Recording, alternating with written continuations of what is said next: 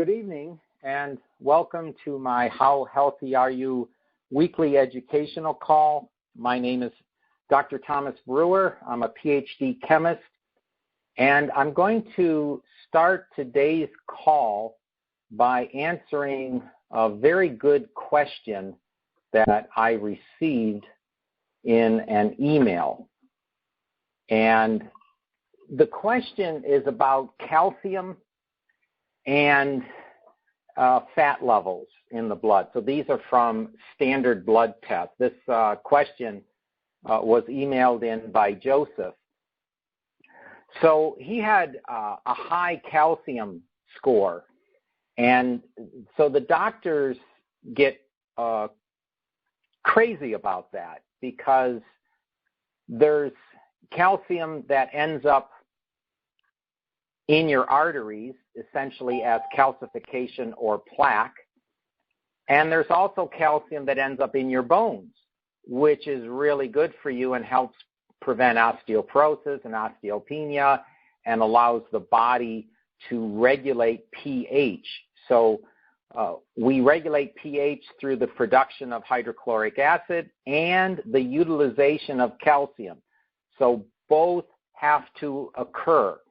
But we don't want the calcium staying in our blood vessels or staying in the lining of our blood vessels, because this leads to what medical doctors call calcification. I call it plaque. Sometimes they even call it plaque. But this is what happens when you get a blockage or your arteries just get so hard with the plaque that your blood pressure goes up, and eventually they clog anyway.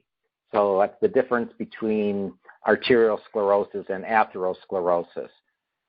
Either way, there's a buildup on the arterial wall. So that's why doctors get concerned when the calcium level is high.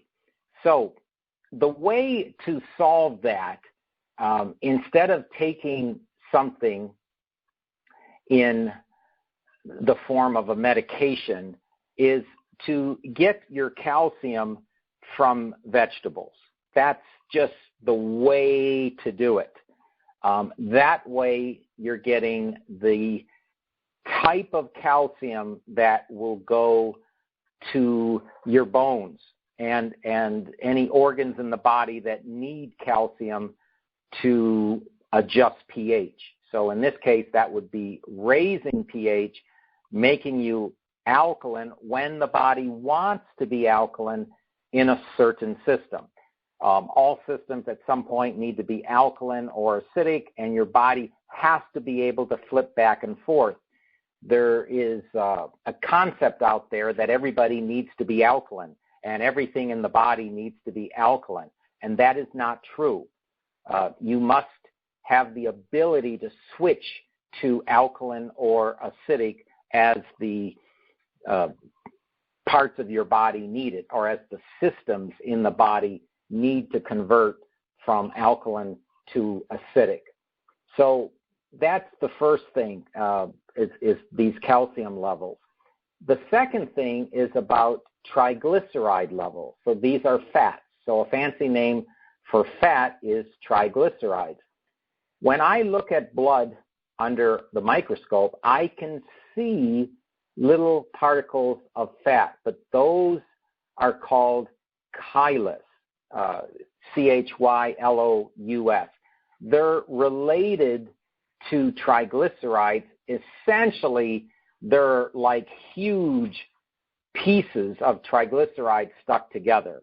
But they're really not just triglycerides. Triglycerides are molecular size, so they're extremely small.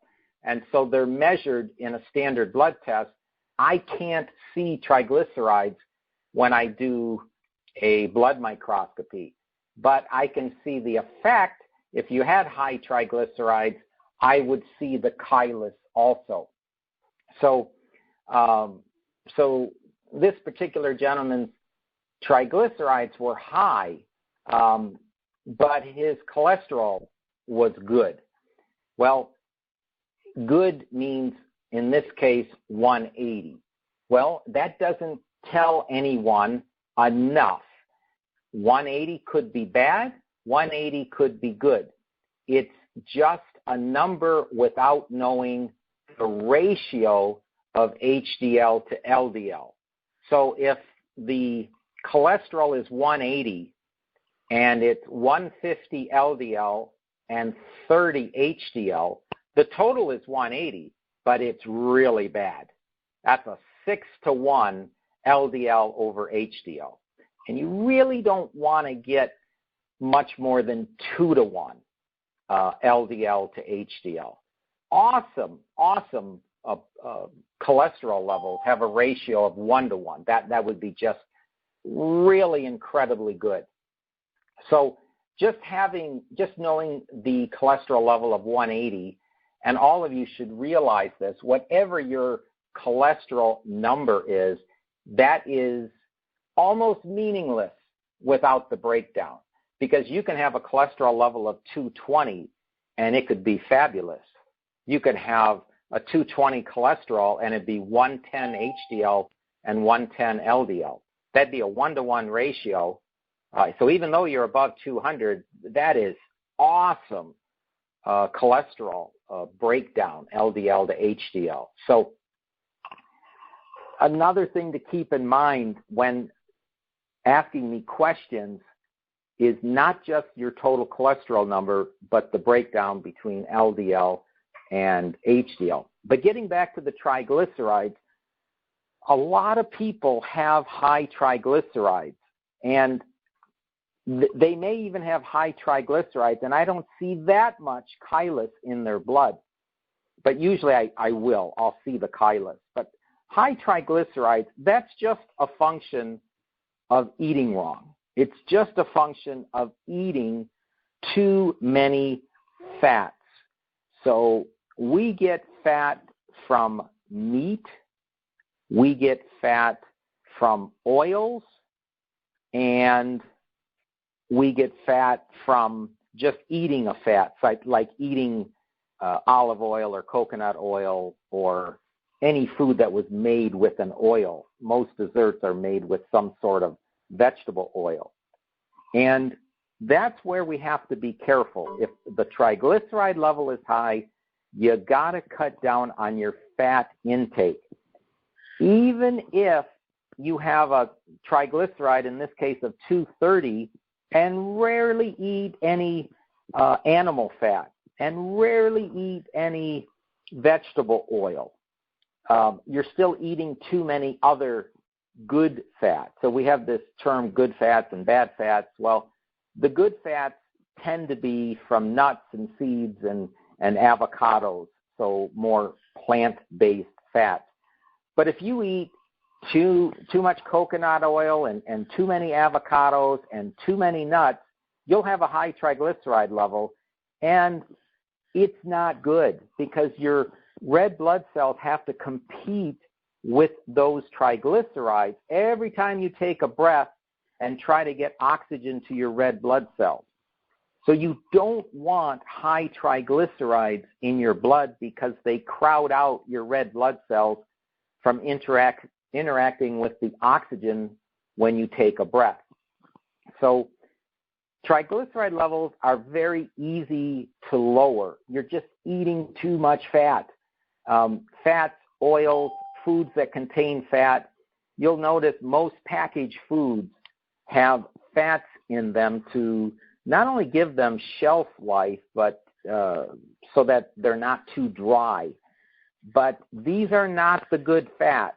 Very few food manufacturers will include a healthy fat in their packaged product, like a cracker or a chip or a pretzel or something like that. Very rarely do they do that because there's hardly any shelf life to these good fats, and they're way too expensive to put in packaged foods. So you end up getting the cheaper oils, the palm oils and sunflower oils and safflower oils, and vegetable oil and corn oil, and they end up really hurting our bodies because they end up making our liver fatty. And once the liver is fatty, that's how you get these high triglyceride levels. The solution, if you suspect your liver is fatty, and it most likely is if you have a high triglyceride level, is to not only reduce your fat intake, but to start cleansing your liver. And the first step, I tell people this all the time, you've got to start your day with fresh squeezed warm lemon water. And typically you would squeeze half a lemon in about 8 ounces of warm water. And that's the first thing you consume, and that's the most inexpensive way to start detoxing your liver. People ask me, how long do I do that? I'd stop once you're 100 or 105. That might be a good time to stop. But you've got to do this all the time because our livers are just under so much stress from the toxins that we breathe and swallow with our food. So, that's the issue with triglycerides. Now, there's more to detoxing the liver, and I've talked about that in the past with the celery juice about a half hour after the warm lemon water. Turmeric is also a great way to cleanse the liver, lower the triglycerides, eliminate the fatty liver.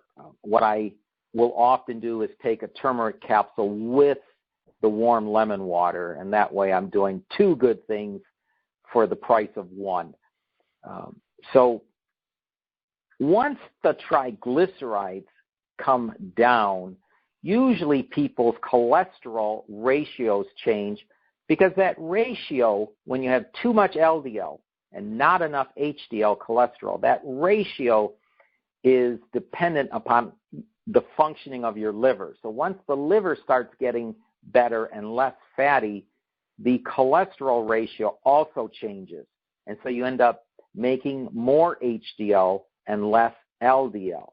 And that's the whole key here, is really getting the liver not to be fatty and able to make the right ratio of cholesterol so that you don't form plaque in your arteries. The older you get, the easier it is for the body to make the LDL cholesterol, and it's easier for it to store calcium in the arteries, which leads to calcification and plaque.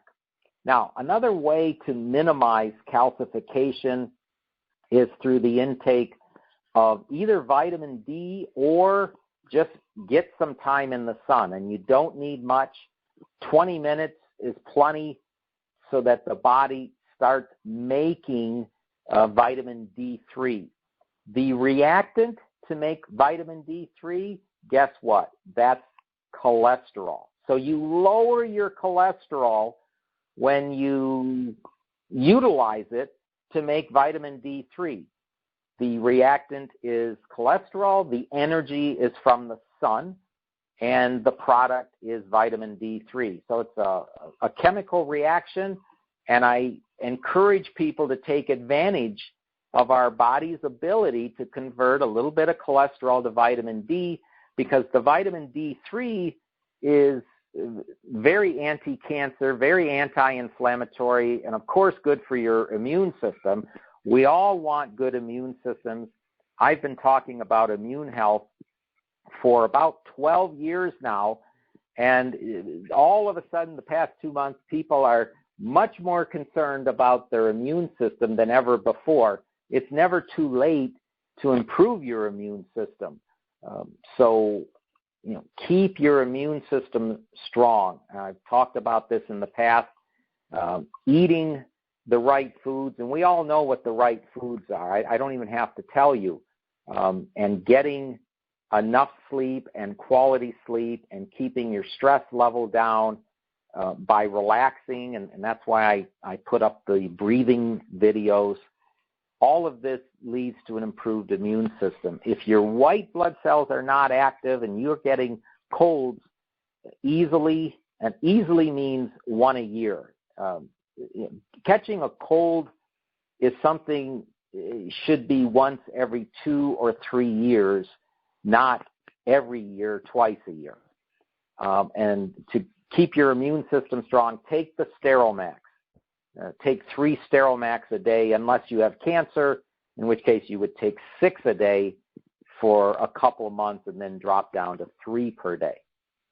So that's what I had for essentially an introduction.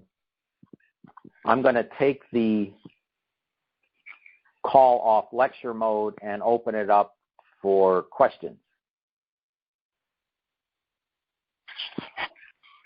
So if you have a question, go ahead and ask it. And make sure there isn't a lot of noise in your background. Mute your phone if you can, because if there is noise, I can see where it's coming from, and then, unfortunately, I have to mute you. Tom? Yeah.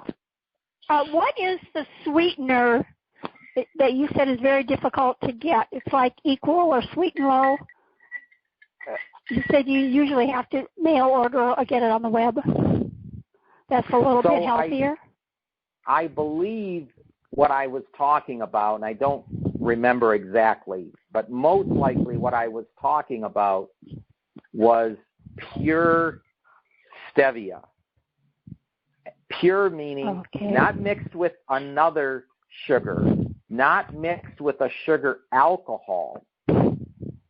So stevia should be green, and 99% of the stevias out there are not green, and they're not pure. And that's the one. Now, the problem with stevia is it's 30 times sweeter than sugar. So it is not an easy replacement for sugar. Pretty much nobody likes it. You have to get used to it because it's too sweet. And one thing you have to remember, when you substitute anything in a recipe or anything in your diet, whatever you're changing will not taste exactly like what you're replacing. It's just impossible. They're different molecules. They're different foods.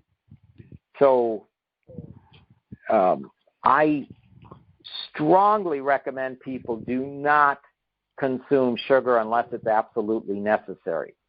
But if it is, I recommend consuming sugar before any sugar alcohol and before any other processed sugar product. I would say sugar is still better than these artificial substitutes. But if you want the best of the substitute, it would be pure stevia. Thank you. And hard to find. Yeah. Yeah, that's the one you were talking. I do have one more question. Parathyroid problems. Do you know anything about parathyroid problems? Yes. So parathyroid are those little nodules, for the people that don't know what the parathyroid is. There's 6 nodules on the thyroid. They're little things that even a doctor can pull right out. And usually when there's a parathyroid problem, the source is vitamin D2. Now, you heard me talking about vitamin D3 when you go in the sun, and the sun's the reactant, and cholesterol is the reactant, the sun's the energy, and you make vitamin D3. But vitamin D2 is different, and you're not going to make that in the sun.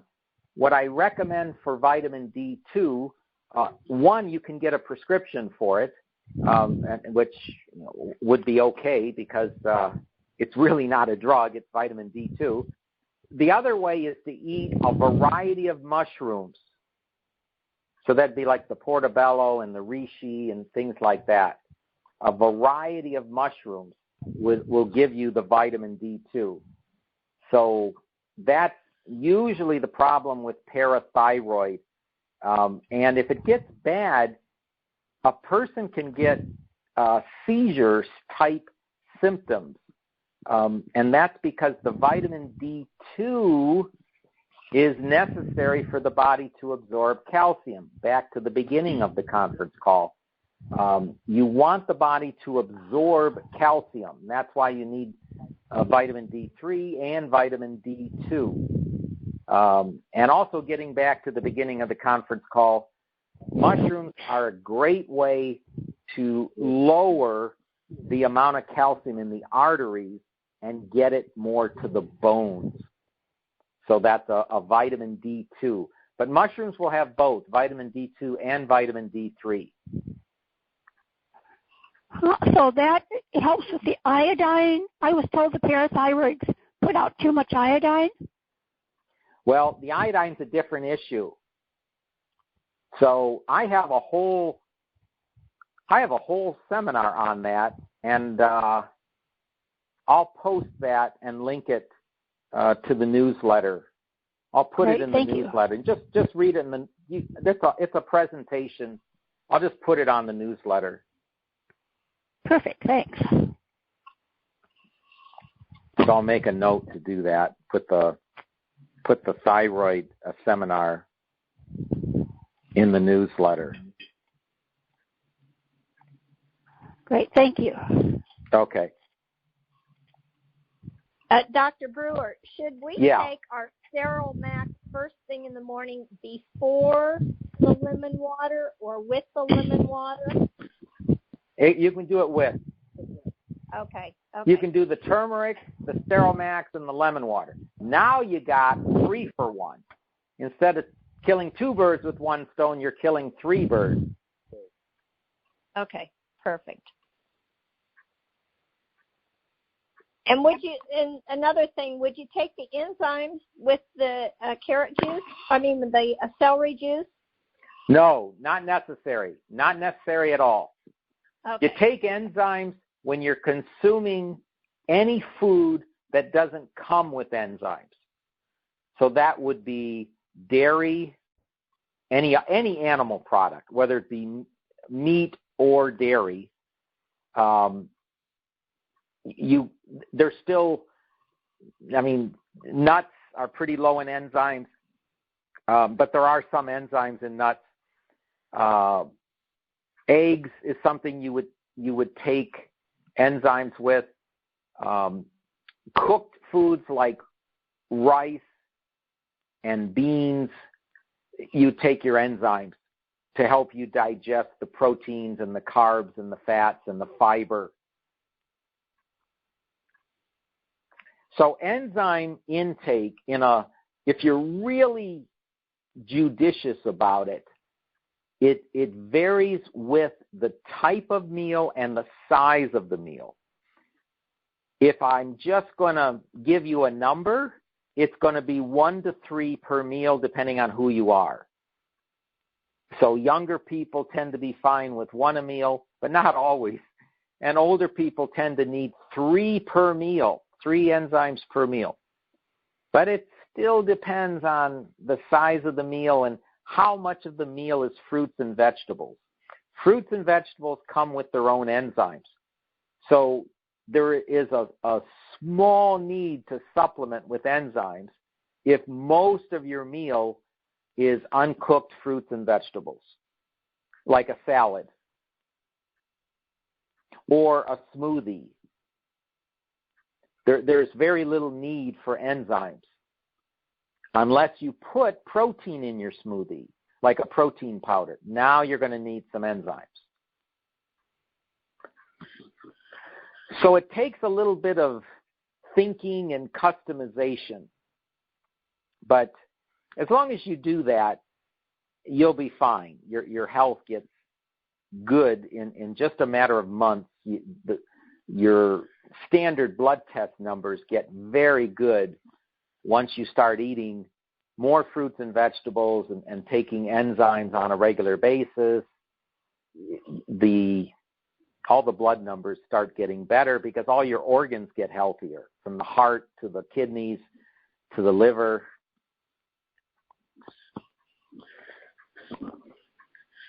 So, did that answer your question? Yes, it did. Thank you very much. Okay. Yes, Dr. Brewer? Yes. I have a question. Okay. What is an alternative to gallbladder surgery?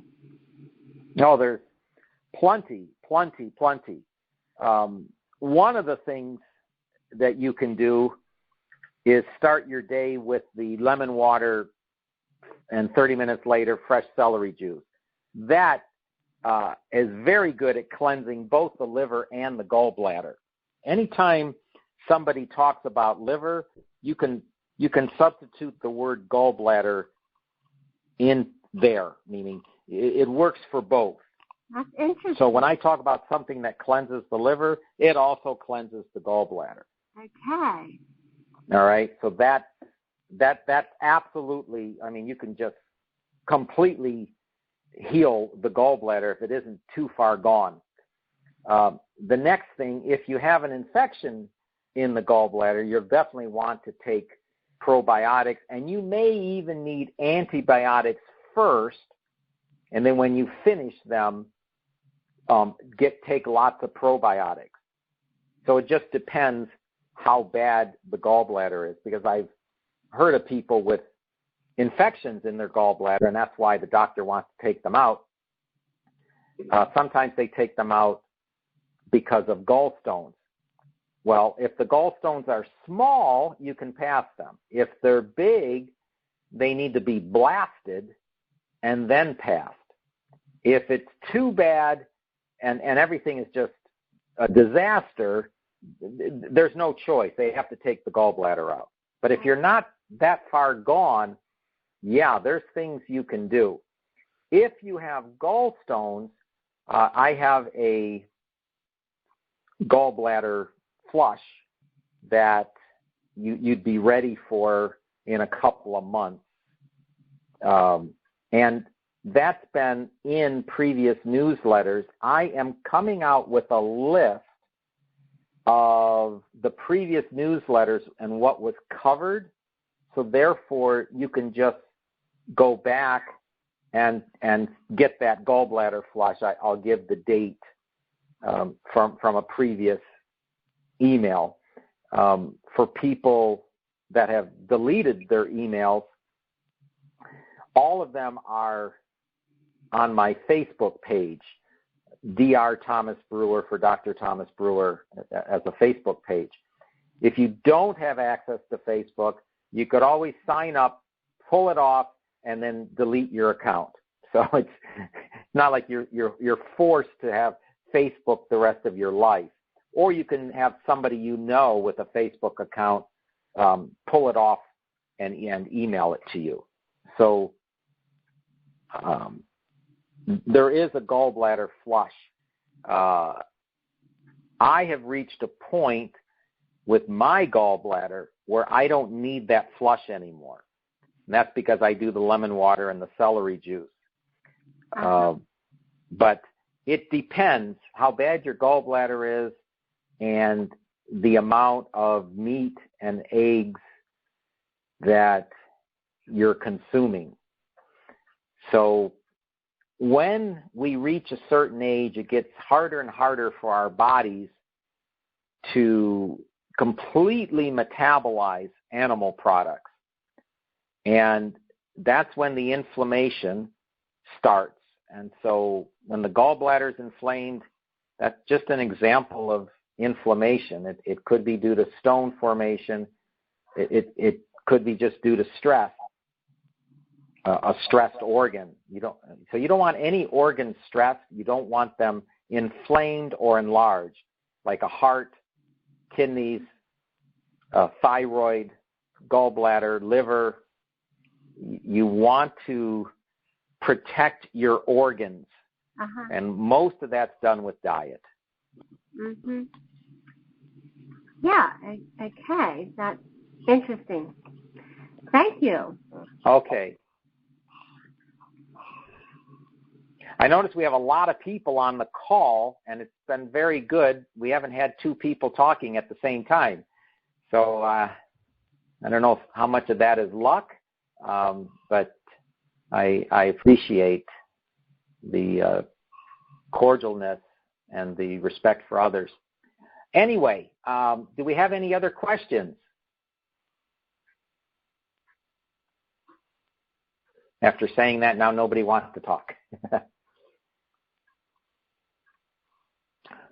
And that's fine. If we don't have any other questions, I'm going to wrap up the call with a little piece of information and pass this along people in Pennsylvania and Maryland that my Pennsylvania trip for the end of this month is now postponed. And I am waiting for the yellow and the green light in Philadelphia and Myerstown. So I got to fly into Philadelphia. It's still red. And Myerstown is also still red. It's not yellow. And I really prefer a green. So I'm going to postpone the trip, but I will be out there. It's just a matter of when things settle down some more. So with that being said, I appreciate everyone being on the call, and I wish you all a happy and healthy evening, and keep your immune system strong. Okay, good night, everybody. Good night. Thank you. Thanks. Good night.